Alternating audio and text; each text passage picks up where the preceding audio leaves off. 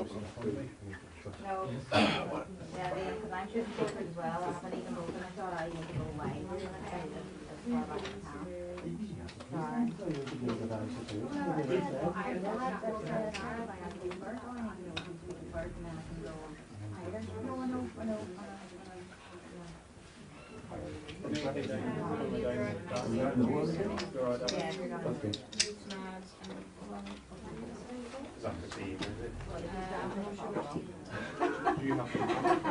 You have to do it like this here? Yeah, you got an eye there for half an hour. Straight out and like. That's why you do it, just, yeah, we bet just small like. Sorry, you sound like where I'm at now. That's fine, yeah, as long as you're alright. Alright, sure, we're not getting to You can move it No, it's down. grand. I don't need to move it, I just need to like look at the screen.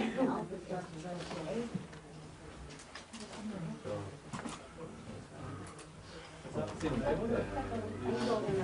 so bad, no, I'm just kind of we're not live. They told me I could do it.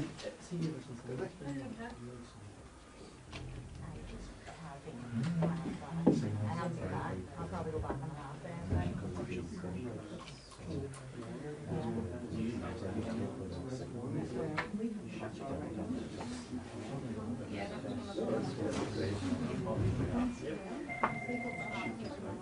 Shankhill was the one where the police were renovated.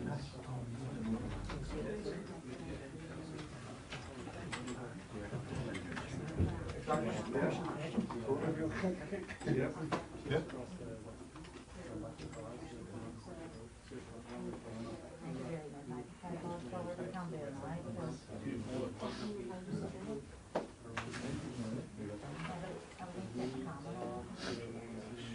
Let me just double check. That's yours now? What? No. Oh, the bottom box?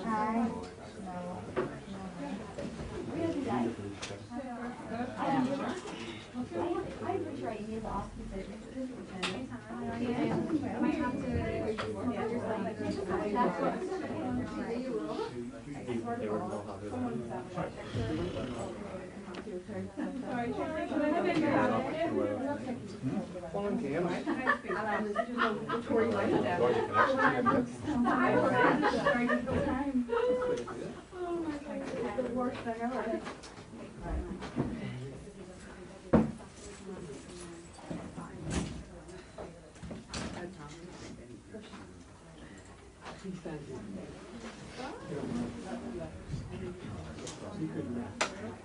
I did say you want to. Of course, yeah. Did I might be up? I don't know. Yeah, but I don't need it. And impenetrable walls.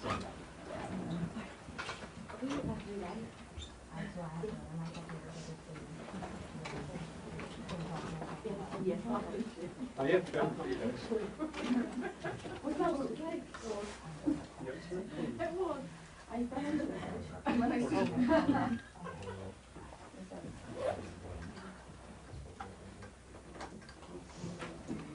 Oh, I heard it.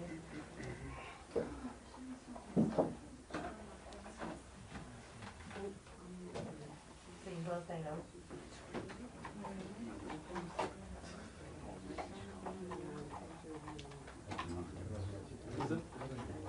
Very good. Very good. That's mental. Mental. Very good. Very good.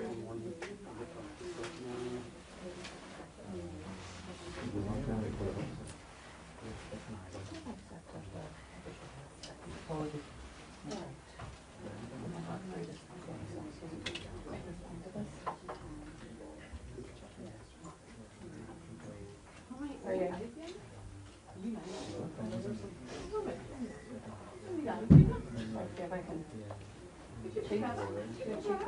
All we did was just, What you could do, see if that comes on. You can actually put that on top of We can get it here and then just leave it sitting and I'll take over again.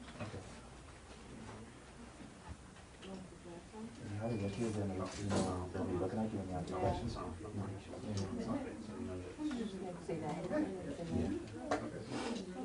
Well, no, that they'll be looking at your camera when they're answering the questions.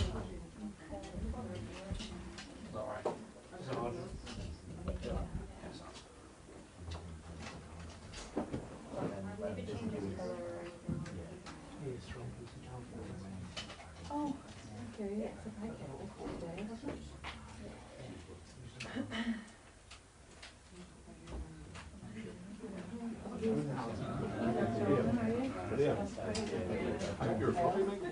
No. No. No. Is that might be personal? Is that yours? Your road? Yes, that's mine. Yeah. Oh, this one? Sorry, that's sorry. I apologize. That's the sorry. We need to do something. What is it? Yeah.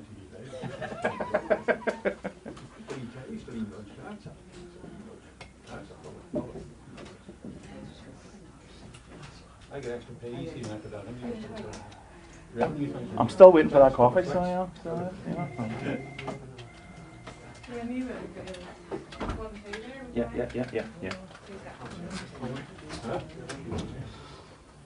Is the picture like there? What's up? Peter Picker. They're coming up? Thank you, yeah. Hold on. There was a camera. So, that camera, Oh, I think I was pushing it. That's right.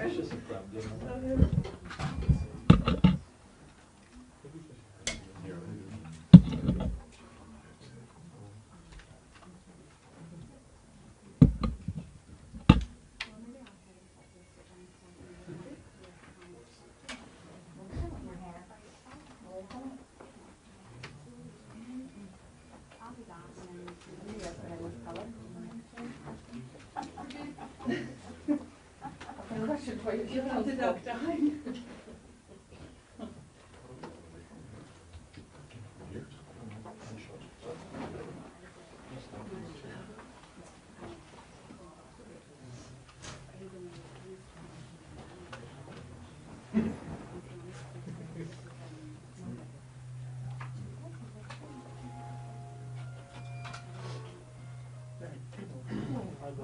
Are the boys coming from that way? Yesterday you get Ryan that way, so they're coming this way.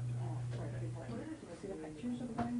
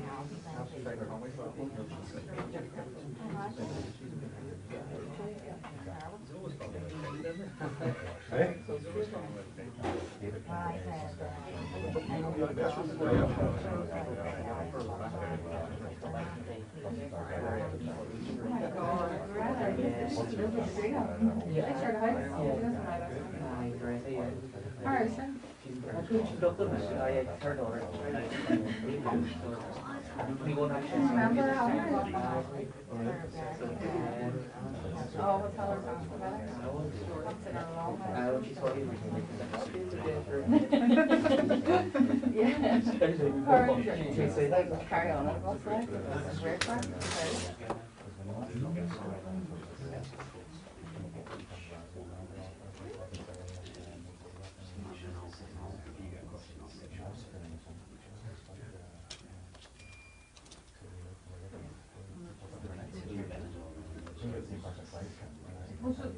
There's a, okay, and what about this?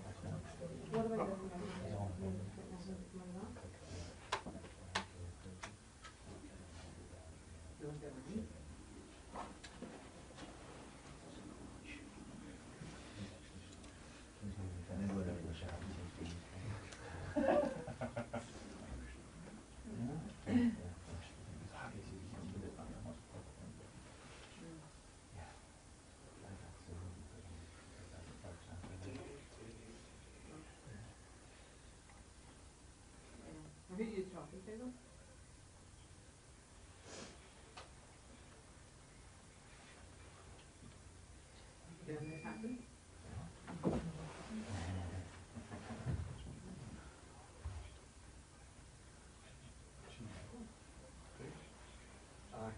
No, she's not. She's what do you call it? News comments. Okay, so the Secretary of State will do the opening remarks first, and then the Chief Constable. Okay?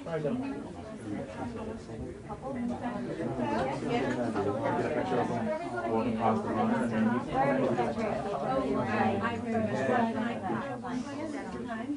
Yeah.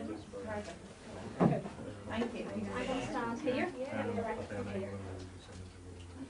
So, BBC will be the first question, okay? Yeah, we're over here. Can't see, but you know where I have you, Alison, because I have everybody else here. BBC as well. So BBC, UTV, Sky, PA, RTE, Belfast, Channel 5 and Cool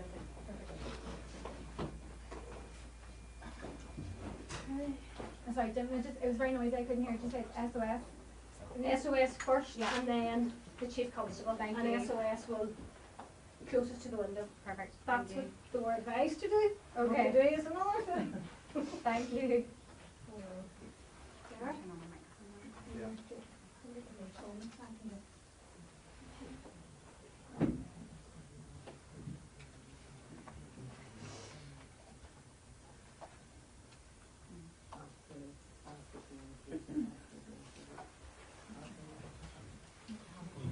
yeah, I'll just put that in.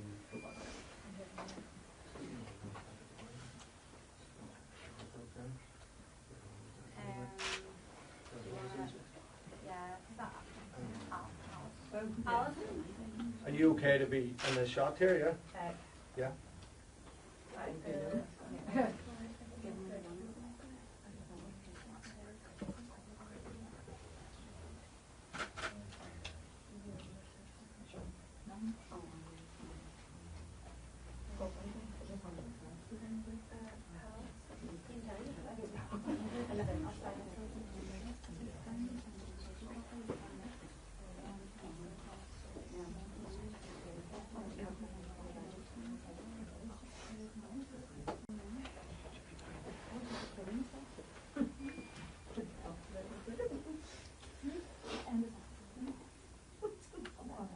To be fair, in fairness,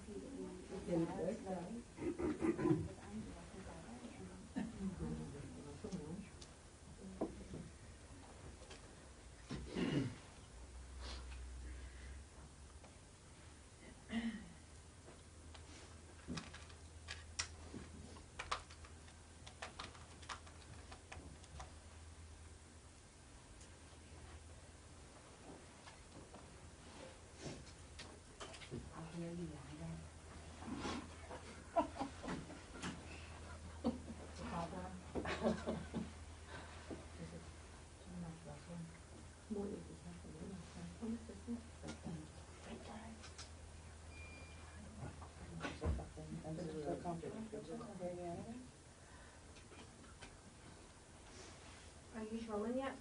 Nothing nationally. Can I just go in here and put this phone in? I don't think we're streaming it. So I think we're getting ready to go live Yeah. with it, but you've got time to run through. There you go. Expertly done. Move when you want. Expertly done. So we put in the middle, please? Hope it's on sound. Yeah, There. Yeah, they come. Just there.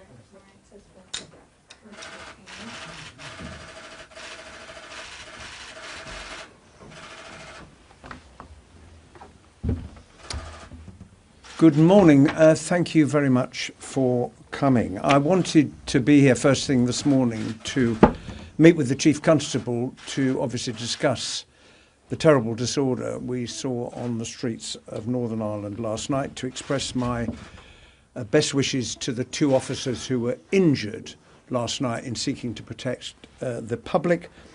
And of course, I want to express my thoughts once again to Mr. Ogilvie, who was the victim of this appalling attack, and to wish him all the very best. Nothing can justify the violence that we saw on the streets of Northern Ireland last night, with masked thugs trying to burn and intimidate people out of their homes. Those organising these protests claim they're doing so to protect communities. In fact, they're doing the very opposite. They are damaging communities and hurting people who are innocent and who have been terrified by what they have been through last night. It is utterly shameful and it needs to stop now. John. No, thank you, Secretary of State. Thanks for coming this morning. I'd also like to say I spoke to the Prime Minister this morning about the events last night. Last night was an act of self-harm by the people involved against the incredible communities in Northern Ireland. What we saw last night was an insult. It was an insult to the victim of the terrible attack that many of you will have watched online and that led to these disturbances. It was an insult to the members of the public who stepped forward courageously to stop that attack, and the police officers then arrived very quickly to arrest him. Please, please, please let the criminal justice process take its course.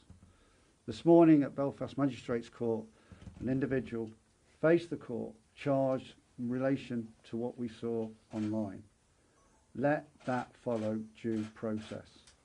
And I appeal for everybody in Northern Ireland who may have any sense of people involved last night to take control of their actions. If it's your children, your grandchildren, your nieces, your nephews, people in your sports clubs, neighbours that you think were out last night, stop them from coming out today. This has got to stop. We cannot have a society that allows this to happen. We have to make a stand. So please, no more.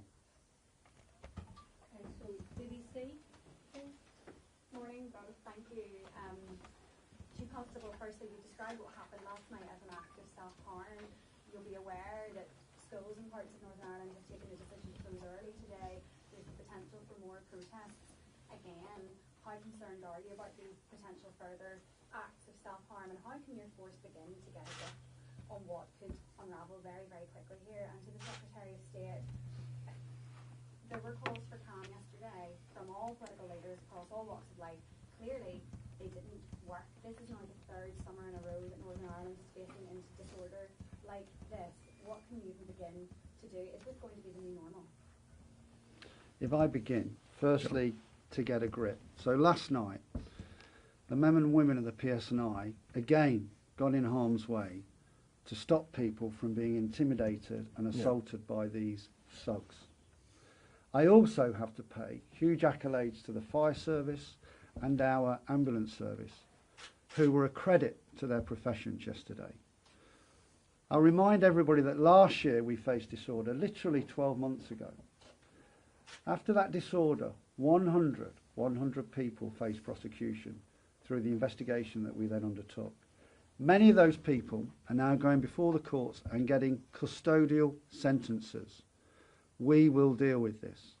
We will be on the streets tonight in numbers even more than we were last night, and we have got arrangements in hand to get mutual aid that will be arriving here tomorrow, and we're looking to get a further some 200 officers to get on the streets to deal with this. These young people who are doing this are changing their own lives for the future. They won't have the opportunities they would otherwise have had. So please, please, please think of that if you know anybody who could be involved in this. And as regards to schools and businesses and people who live in these neighbourhoods that have been affected, I completely understand, having witnessed the events of last night and I was out in Belfast, why people would make that decision. I support people who make that decision to make sure they're keeping their school children, their employees, their businesses safe. This will pass. I hope last night was the event that will see the end of any more protest, because we cannot have any more of this. And we will be, as I say, out in very high numbers this afternoon and this evening, policing whatever happens in Belfast and wider Northern Ireland today. This is a time when political leadership is required, and I welcome very much that right across the political spectrum in Northern Ireland we saw those appeals for calm yesterday.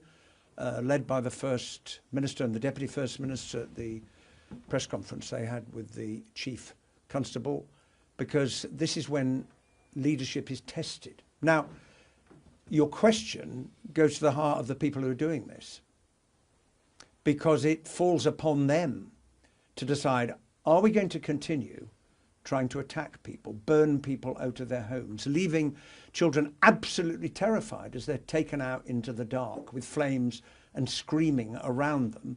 This is not what Northern Ireland is. This is not the great place that is Northern Ireland, and it is their responsibility to stop. And the Chief Constable, I think, made a really good point, because about family members and others who will know, well, where were you last night? What were you doing? Because the responsibility is on all of us, political leaders included, but on all of us to say, stop doing this. And as to your last point, this is not normal. Okay, UTV? Good morning, gentlemen. My question to both of you, to the Chief Constable. What does it say to you that there's one night of disorder and you have had to apply for mutual aid, when you have warned again and again that you don't have enough police officers? One night of violence and you have to ask for help. What does that say to you about maybe not being given the funding and the support that you need politically? And to the Secretary of State, you'll be aware that one of the big issues in all of this has been how this man came to Northern Ireland. There have been repeated warnings about a porous border, about the common travel area being abused. That has all come to pass, hasn't it? And what are you doing? Shall I take your question first? I am about to lay a written ministerial statement in the House of Commons, because when I answered the urgent question yesterday, I promised MPs that I would provide further information about the immigration status of the man who has now been charged and how he came to Belfast. That I will do. The common travel area is a long-standing arrangement between Ireland and the United Kingdom. There is already close cooperation between the Border Force, the PSNI, the Gardaí and the authorities in Ireland in trying to tackle illegal migration, and obviously we will need to reflect on the particular circumstances of this case. But what is at fault here is the person who committed this dreadful attack on Mr. Ogilvie.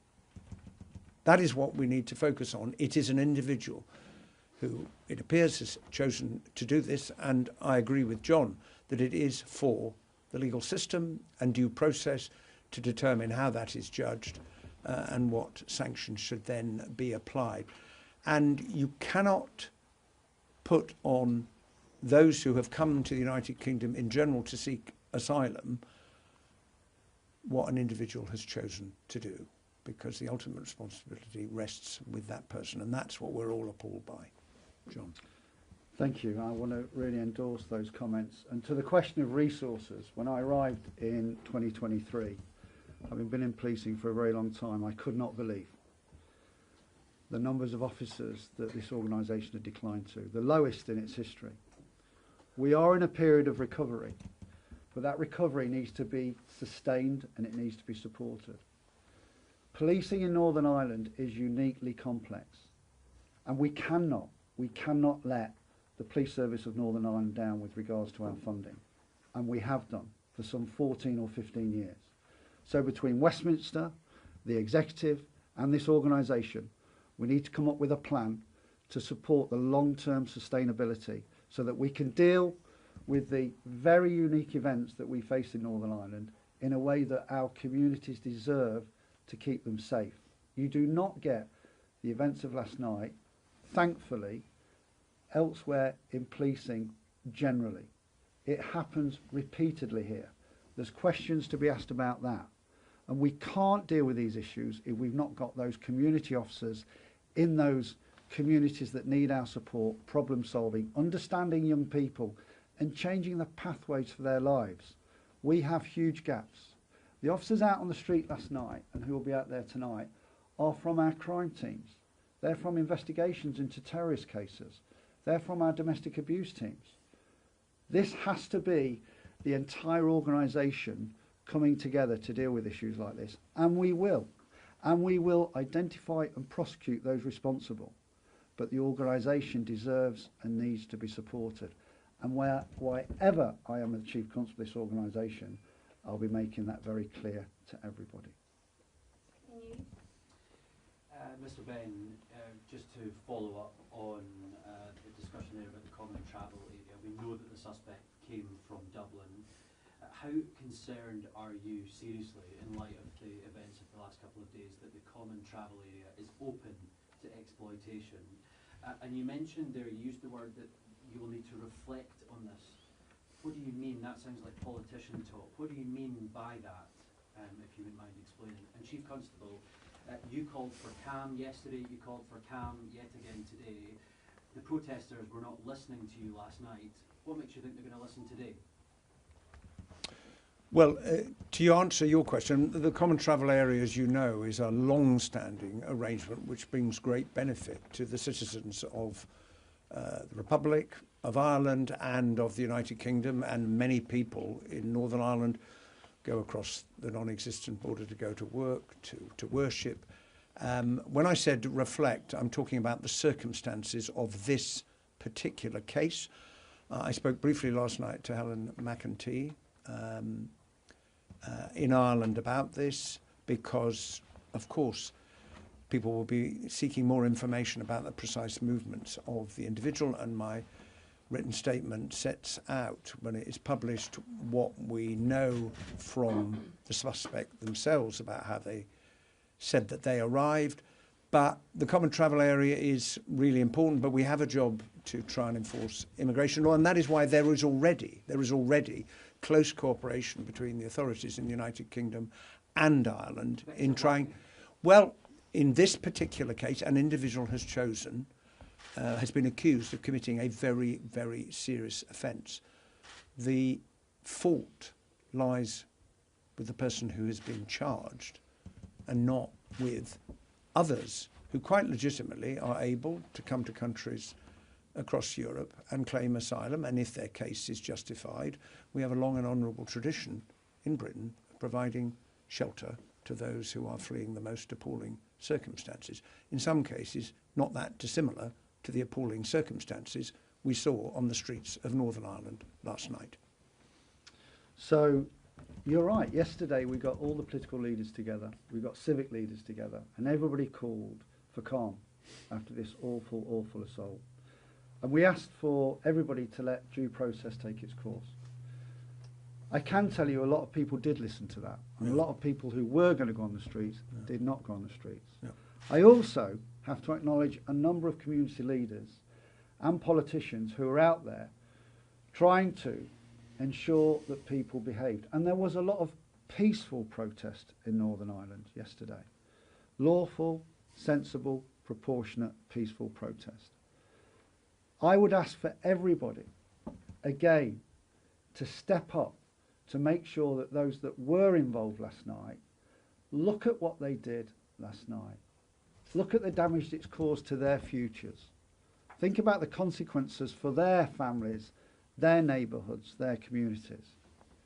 It's very easy as young people to get carried away with a tide. It's very easy, these days especially, to look online and be persuaded by people who know nothing about Northern Ireland, know nothing about the communities in Northern Ireland, know nothing about the history of Northern Ireland, to take actions that they otherwise would not take. Stop looking at this nonsense. Stop listening to these idiots. We will be going after them for the incitement that they've been doing. Everybody, please, think about what happened last night and the terror that you caused to innocent families. A young family with a 2-month-old baby being evacuated. Let's just think about the society we want to live in. Let's stop that. Let's stop it. You're going to follow up on people inciting online? Yes. Who are you talking about? I'm not talking about individuals in this press conference, but people will know who were online last night and inciting this behaviour. They will know what they were doing, and we will be going after them. I'm not talking about individuals. I'm talking about the people that we will be investigating, as we did last year, and we prosecuted those individuals successfully. And that will happen again. There are consequences to what people do that lead to the actions that we saw last night. And the police will ensure that those consequences are carried through. I promise you that. PA. For Chief Constable, there was pressure in the wake of the attack in Southport and the subsequent riots that police should be releasing more information early. Yeah. The police did put out a lot of information about the suspect in this case, yet we still saw the events that we saw last night. So moving forward, do you think that will still be the correct approach when it seems to have had little or no effect? And for the Secretary of State, there has been concerns raised about the common travel area, especially for people that have seen the video of that attack and its graphic nature. Questions are inevitably going to be asked here about the asylum vetting process and how someone could come to legally be here who has the proclivity to carry out that level of barbarity and that attack. So how are you going to sort of examine that process to make sure that it's fit for purpose? If I start with the information issue, so we learned from Southport through reviews that were taken after it occurred that there is a need, there is an expectation that where we have information it should be released. And I am an advocate for transparency, I'm an advocate for candour, people know that from Northern Ireland.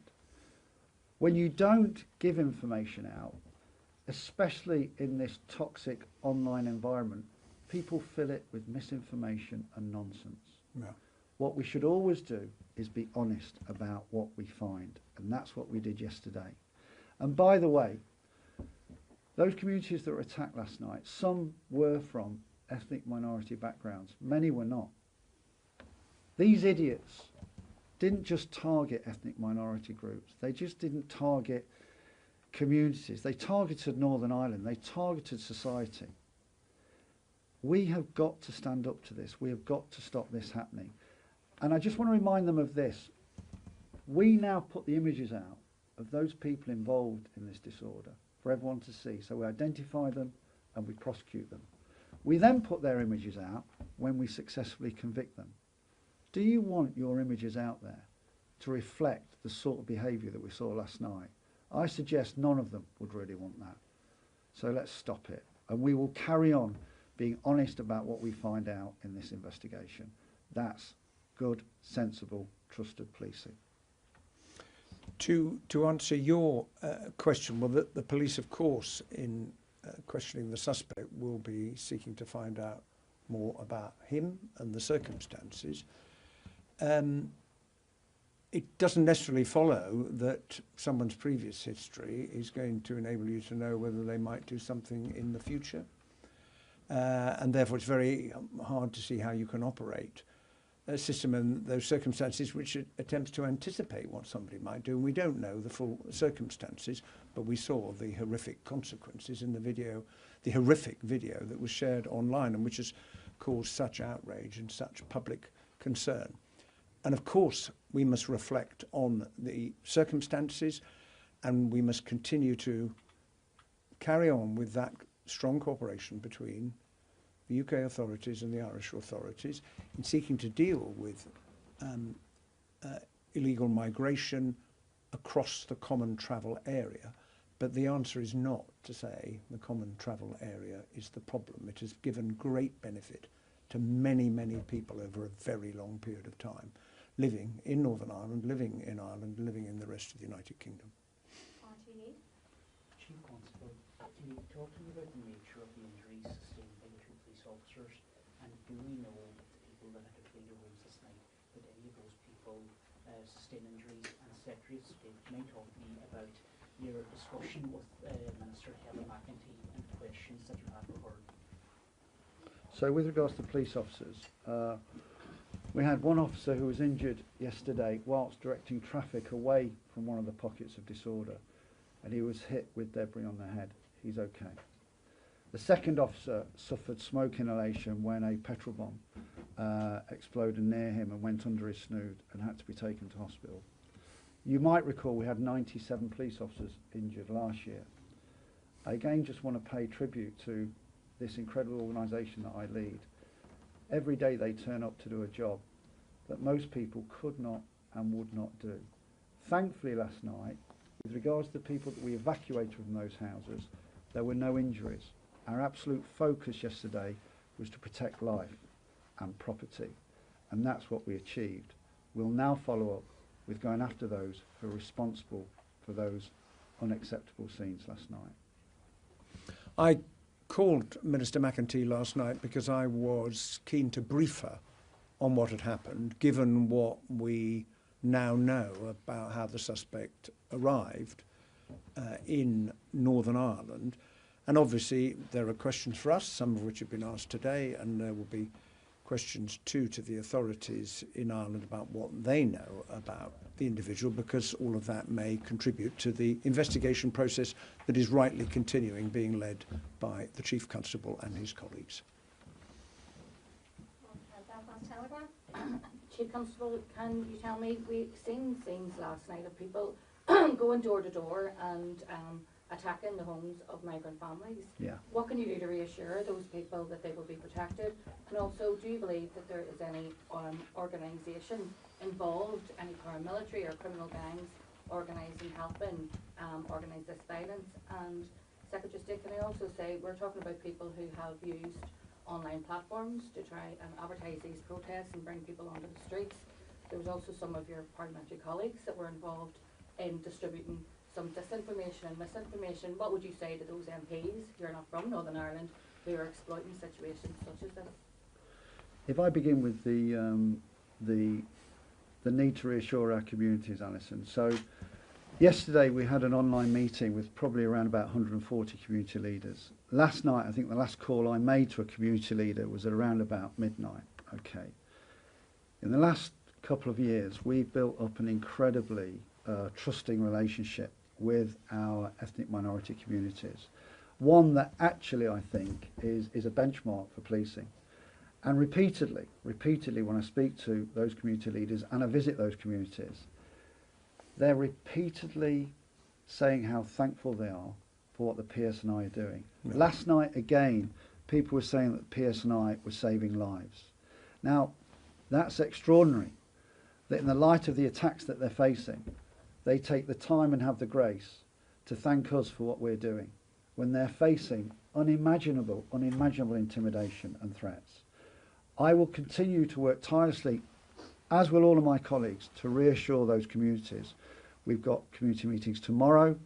I've spoken to community leaders again today, and our local police officers, of which we need many more because of the funding challenges, will be out and about speaking to those communities and reassuring them today. Your question about paramilitarism, we addressed this in the disorder in 2024 and 2025. It's too early for me to say at the moment, but I will not shy away from speaking truth with regards to any involvement of paramilitaries. But let's get the investigation underway to understand who was orchestrating this, both online and in person. And when we've got that investigative information, then through either prosecutions or public statements, we'll reveal it to you. The fact that people in Northern Ireland are being targeted because of the colour of their skin should sicken every right-thinking citizen of the United Kingdom. And I'm afraid we have seen it before in the disorder in Belfast in 2024, when businesses were targeted because of who owned them and ran them. And we saw that in Ballymena with the disorder last year. The same thing happened. And what does this say about Northern Ireland? People who have come to this country, brought their skills, they're part of the community, they're working. I read a report that one of the families that was forced out of their home has lived here for 20 years. These are our neighbours, our friends, our colleagues at work. It is utterly shameful, and people need to speak out about it.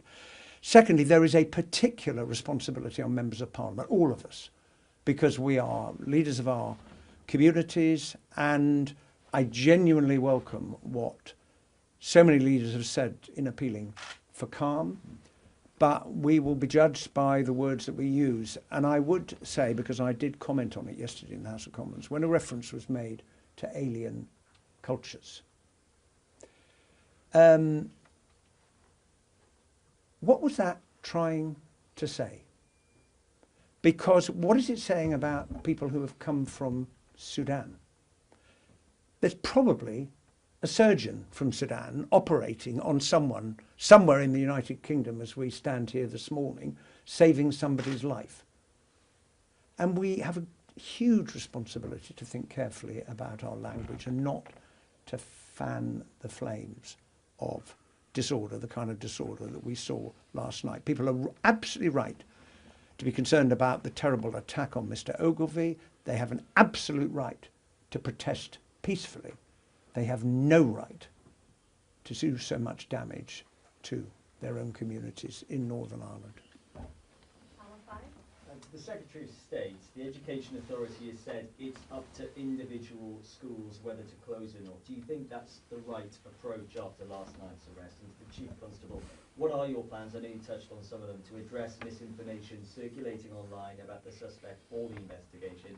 And there are migrants who have told us that they have lost trust in the police after last night's arrest. What is your message to those who have lost trust in the service?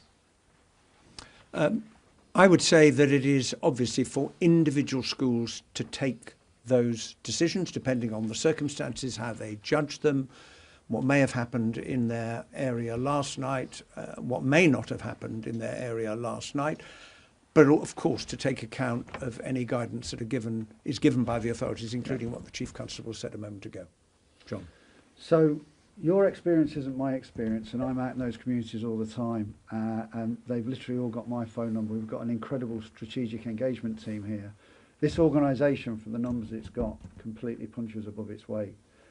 We have reset our relationship with those communities in the past couple of years. So I would challenge what you said to me. And I want to remind you that, and it was in Ballymena last year that I met a family.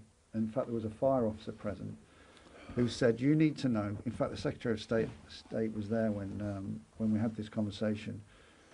Your officers saved lives last night. Absolutely. And that's what these officers do day and daily. And it's the wider emergency services. Northern Ireland, and I have to say for the people watching this press conference, is an incredible place. It's an place that people should invest in. It's a place people should visit. It's a place, by the way, that's one of the safest places in the United Kingdom. Just think about what we saw last night. But statistically around crime, it's one of the safest places to visit in the United Kingdom. We've got to get that back. And we've got to stop what we saw last night. And that's incumbent on all of us. Okay. Last question for that time. Chief Constable, you've already mentioned getting mutual aid and your repeated concerns about resources. Can you confirm if PSNI officers have been put on mandatory overtime, how that works? And to the Secretary of State, we saw posters on social media circulating last night, and Tommy Robinson's comments as well, calling for protests in England. How concerned are you that this will spill over into the rest of the UK? Well, I saw those posters yesterday evening. I am not aware, and I haven't seen any reports in the media of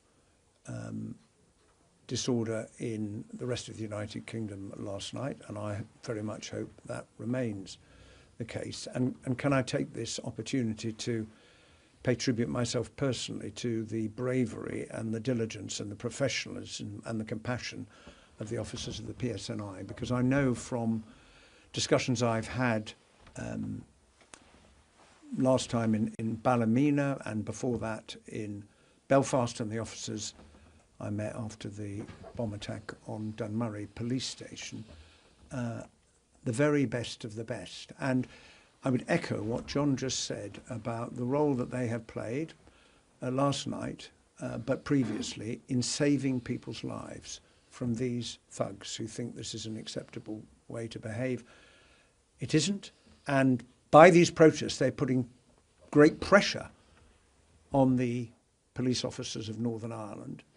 And what would possess you to attack officers of the police force that has been investigating this terrible crime, has charged a suspect, and is seeking to bring people to justice? Our responsibility, all of us in this community, is to support the police and not to make their job harder. Thank John. you. Thank you, Secretary of State, for those words as well.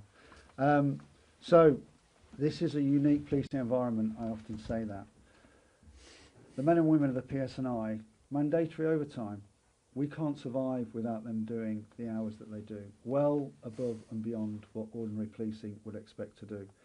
It's a vocational profession, I think, particularly in Northern Ireland. Even those who choose to be in the PSNI, because of the complex history here, have to take a decision that other police officers don't have to take on the island of Ireland or in the wider United Kingdom because of the threat to officers here. They are a very, very special group of people. And recently, some of you will have seen, there's a documentary we've done called Peelers, the PSNI for Real. These are ordinary members of our communities who decide to join the police service here and do an extraordinary job. Yeah. And we should celebrate and be thankful for every one of them. Okay. Thank you. Thank you. Thank you very much. Thank you.